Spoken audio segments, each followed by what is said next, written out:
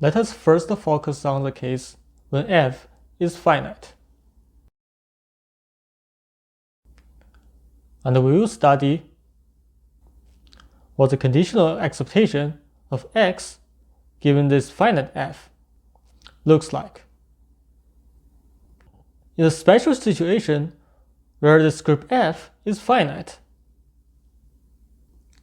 simply looking at a first condition for the conditional expectations will already give us lots of information.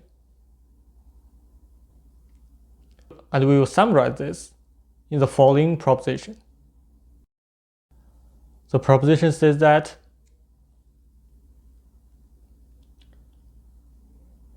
if the full space omega is a disjoint union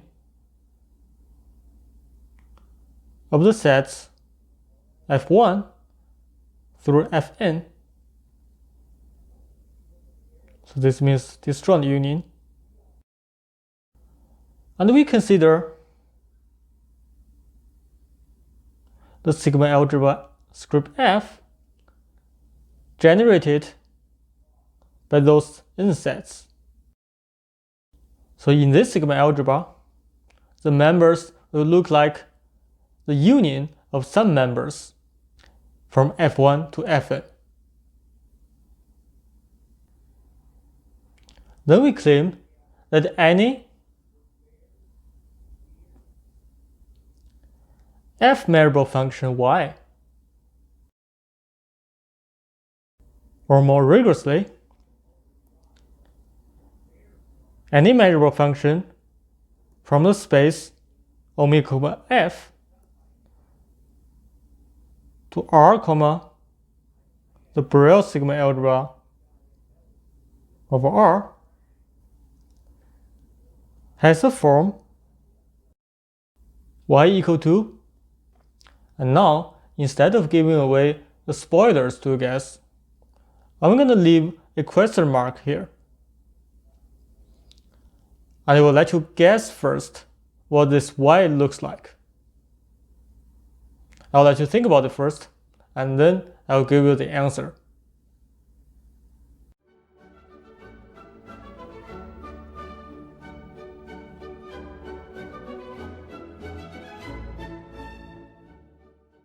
And now, instead of telling you what y explicitly is, I'm going to start with the proof.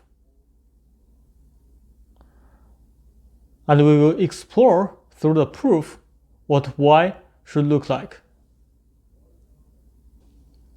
And you will see the formula for y at the end of this proof.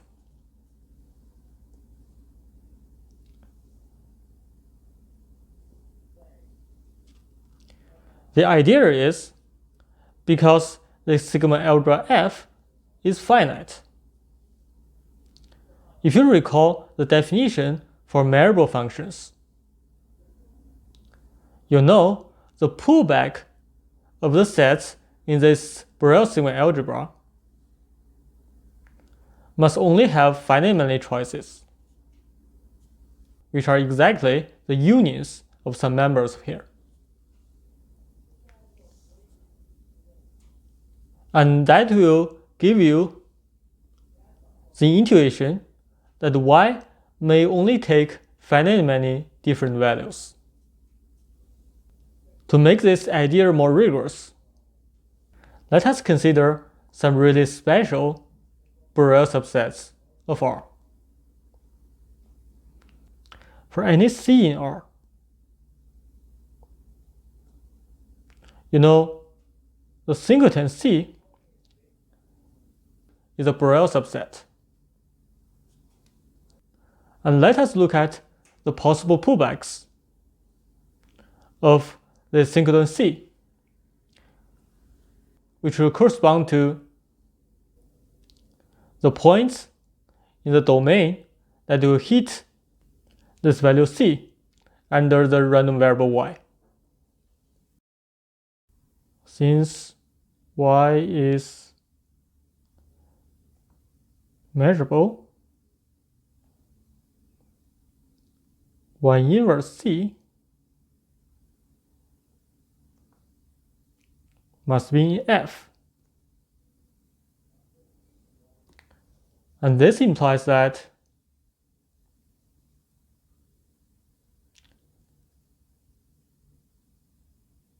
this Y inverse of the singleton C must be the union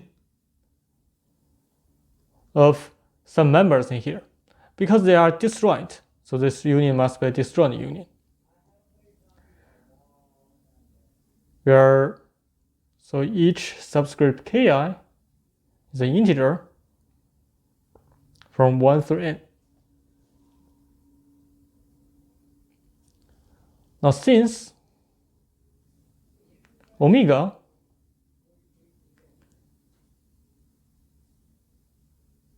is a disjoint union of f1 through fn, this is a finite disjoint union. There are only finite many choices for this disjoint union, and thus there are only finite many C's such that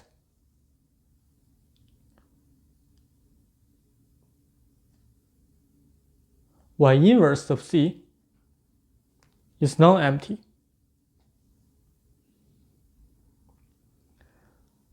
And this means Y can only take finite many values.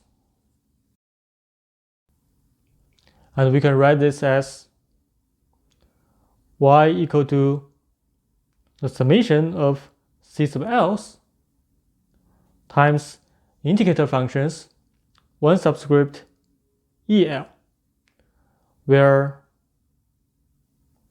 each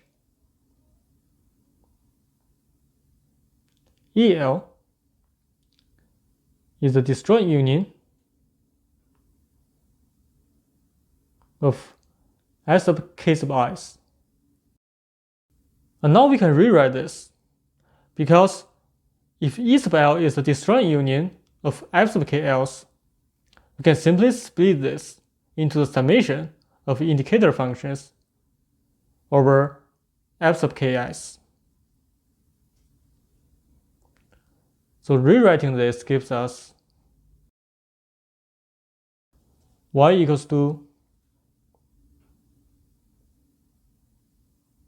summation from k to n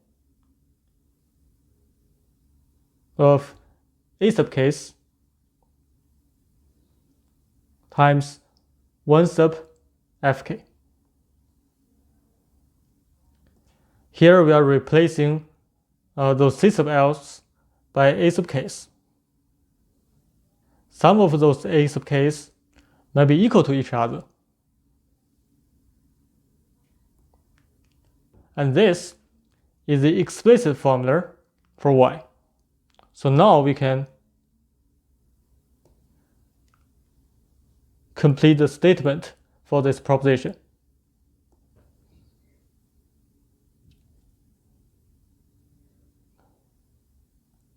Then any measurable function Y has a form Y equals to summation x1 to n of A sub k's times 1 sub fk. And this is the end of the proof of this proposition.